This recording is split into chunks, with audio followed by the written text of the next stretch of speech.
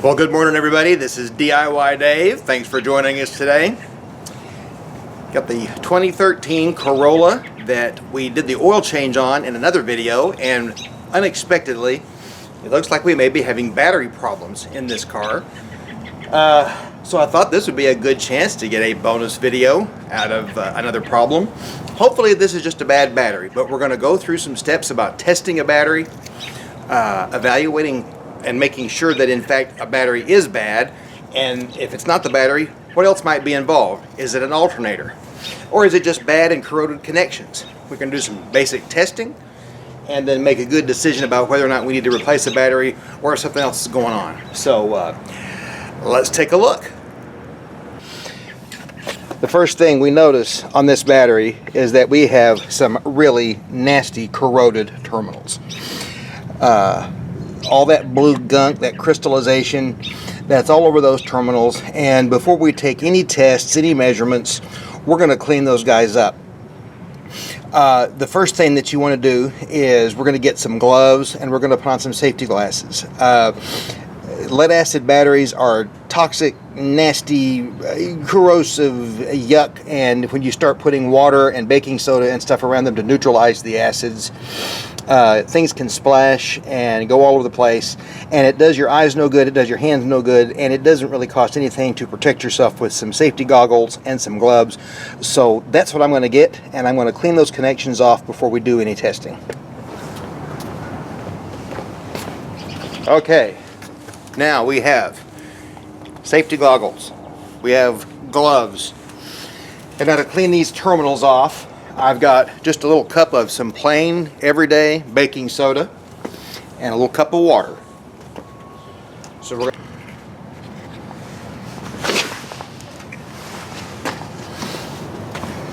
I'm going to sprinkle a little bit of plain old baking soda on this guy,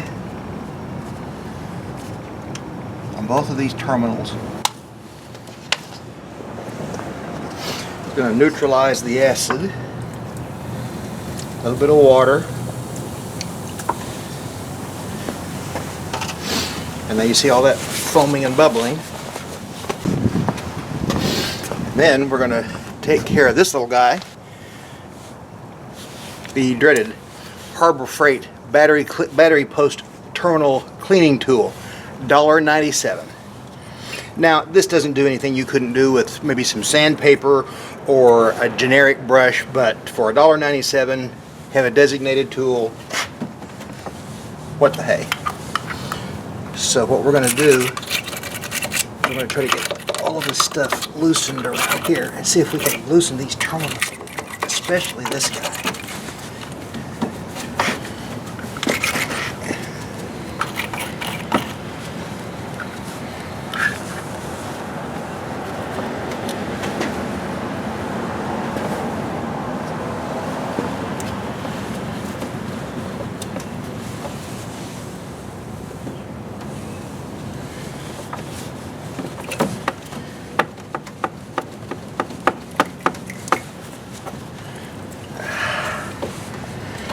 There we go.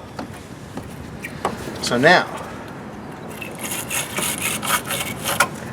we're going to take the little terminal cleaner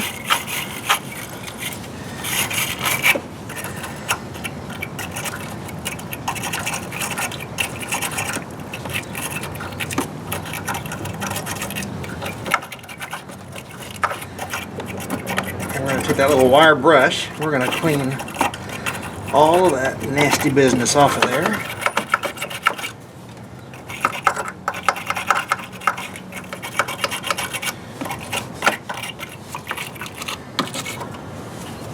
And then we're going to take this guy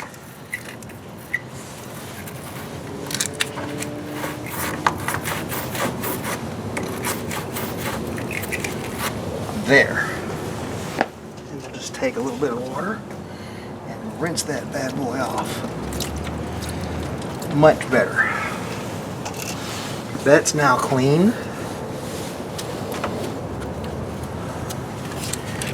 But boy, this guy is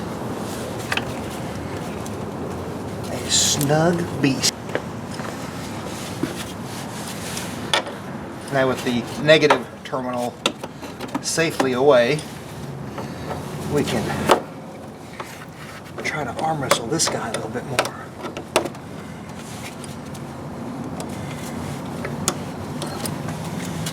There we go.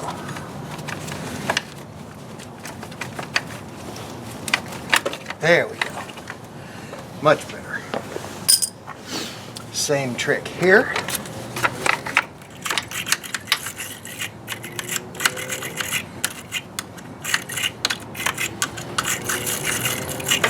Going to give that a nice clean.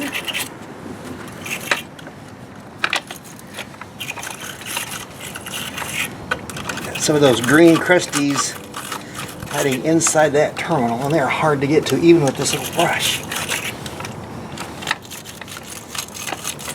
There we go. And the same thing, same treatment here. There.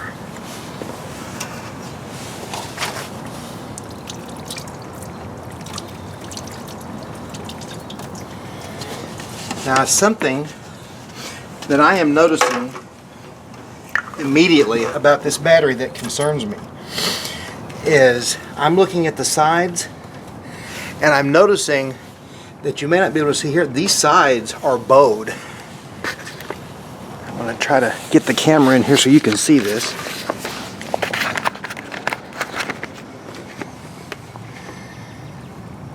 That side is bowed out and that side is bowed out. That anytime you see swelling on a battery cell, that's usually not a good thing. That can mean that the cell is overcharged.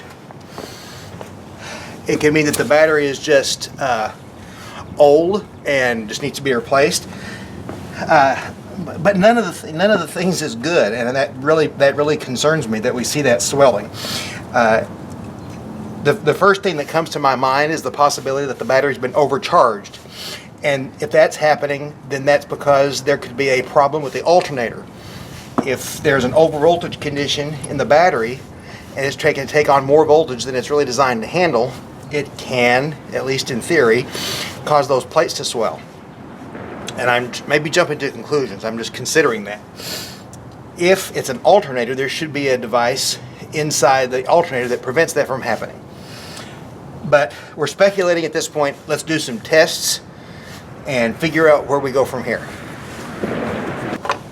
We have the dreaded voltmeter, which we are going to set to DC volts. I've got on the 200 volt scale.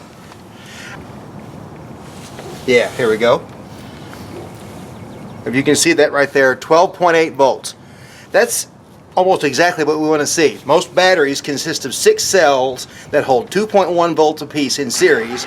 All added together, that should be about 12.6 volts. So this battery has what we would expect to see for a normal charge. So what we're going to do now is I'm going to dry off these contacts, reconnect the terminals, and then what we're going to do is we're going to apply this load tester to the battery to see if we can get an idea of what it thinks is going on. Alright. Now, just as a reminder, what precipitated this whole event was that we had to jump the battery after we changed the oil in this to get it to start, but then it appeared after we jumped it, it still seemed low, and it did not seem like after we ran the car for about a half an hour or so, it didn't seem the battery was taking a charge. And we don't know if that's because of the alternator not charging the battery properly, or if the battery wasn't taking a charge. Now, from what I've read, alternator failures on most Toyota products is pretty rare. So we're probably looking at a battery problem. But we're guessing. That's not testing. Our first test is that we see proper voltage on the battery itself. So what I want to see now is I want to test the battery.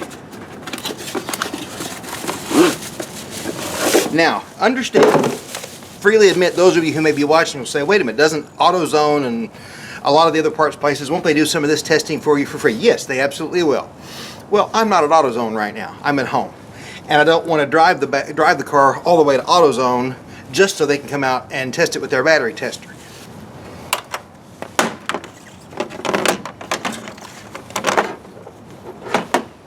This battery tester, I literally just picked it up at Harbor Freight. It was 20 bucks.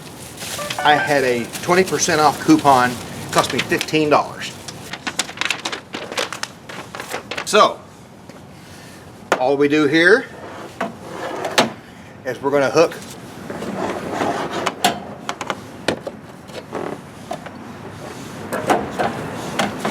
the battery positive cable to the positive terminal. We're going to hook the negative terminal to the negative post.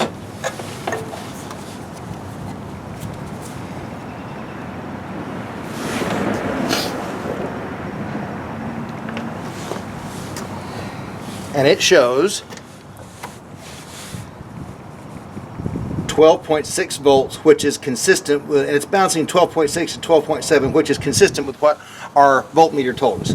So now what we're going to do is we're going to simulate this. Will put a load on the battery similar to what we're doing if we're charging it. So we're going to test this for, hold it for 5 seconds. 1, 2, 3, 4, 5.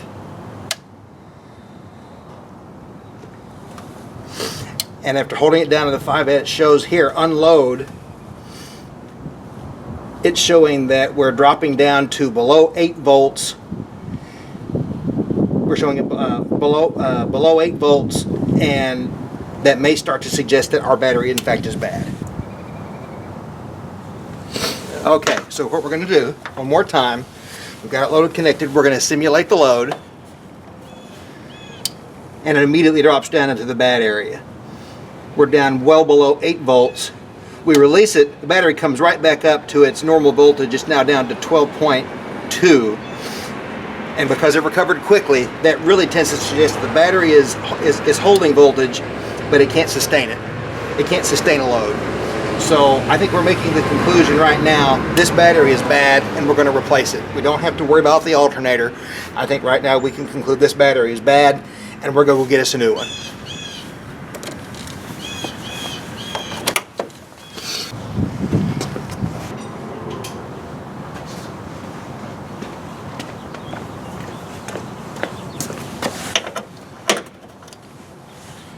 So what I'm going to do is, I'm going to get a new battery. We're going to pull this guy out. 10mm socket.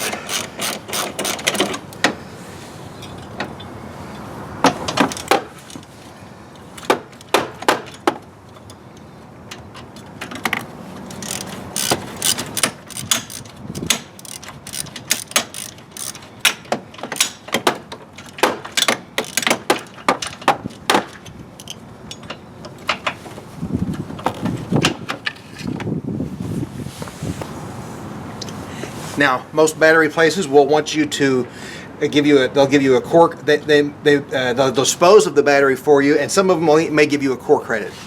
Most places will at least recycle the battery for you or get rid of it. So we're going to take this guy in and go get a new battery.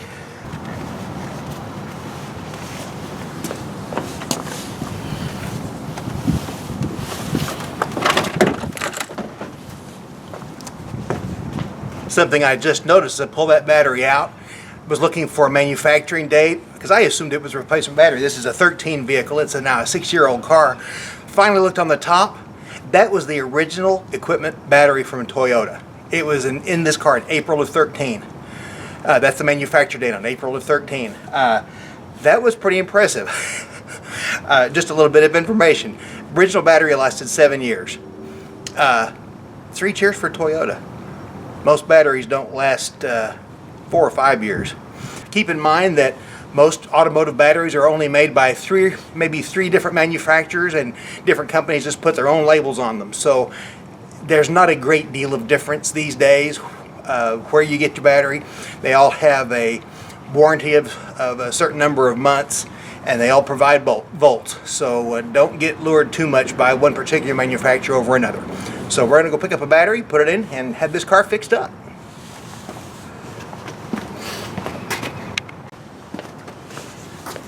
We have returned from AutoZone. We have the new Duralast Gold.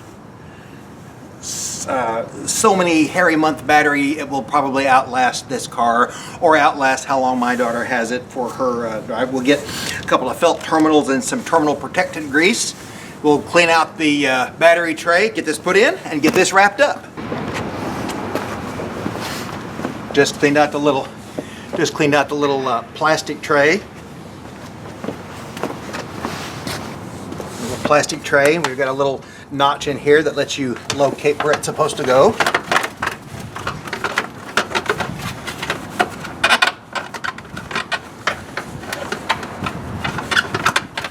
There we go. We will now put in the new battery on said tray.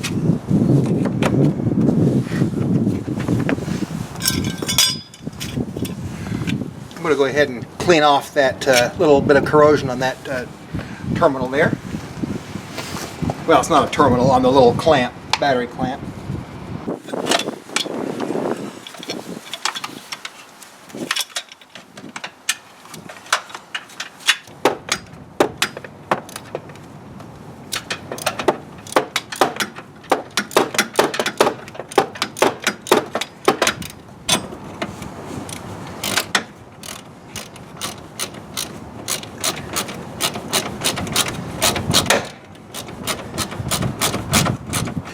Okay, so now we're getting ready to reattach the terminals and finish this up.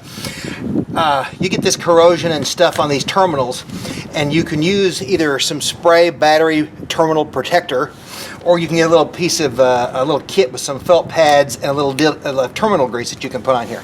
I'm out of the battery spray, which I kind of prefer to use, but this terminal grease will work just fine. So what we're going to do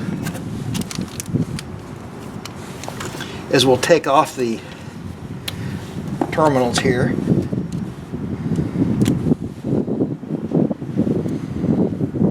and we'll smear a liberal coating of terminal protector grease on here.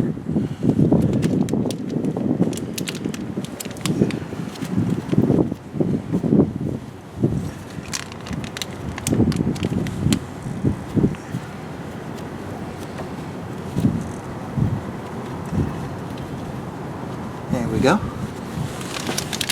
Then felt protector pads on the terminal posts, and we will then reattach our positive and our negative and get them tightened up.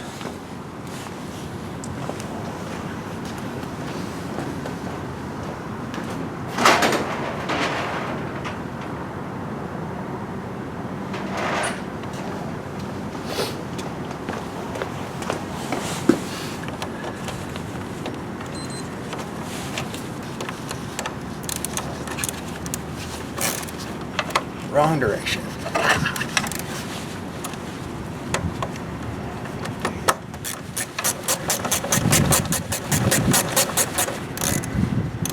Whoops, that really is the wrong direction. I thought I had it reversed. Ha.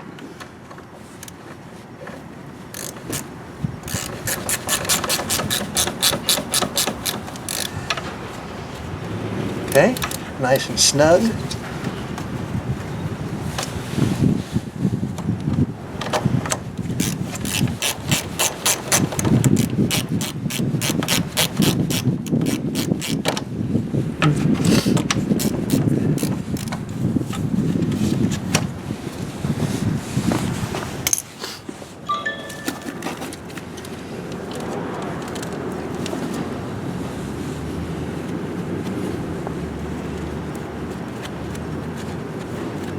There.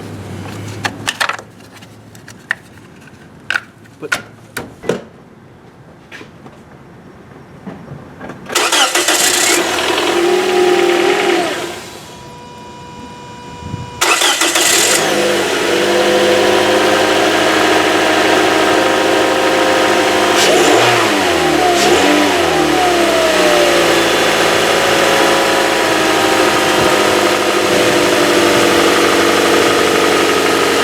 we're in business.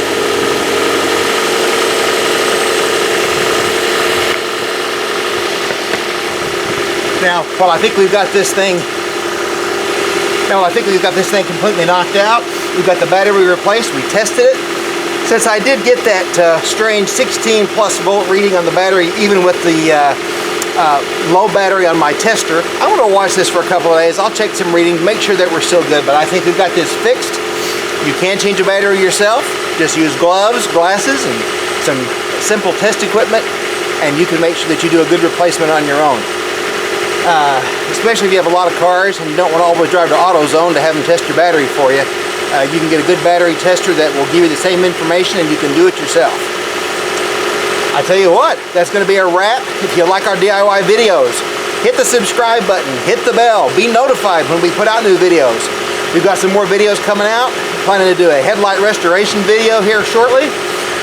Also some other maintenance and upkeep on the Lexus. Got some home videos inside the house on the doing some work, updating work on one of the bathrooms, replacing a toilet that you can replace yourself. They're actually pretty easy to do. Lots of stuff coming up. So if you like DIY videos, if you like learning a little bit, saving a little bit of money, please join us. We thank you for watching, and have a good day, folks. Bye-bye.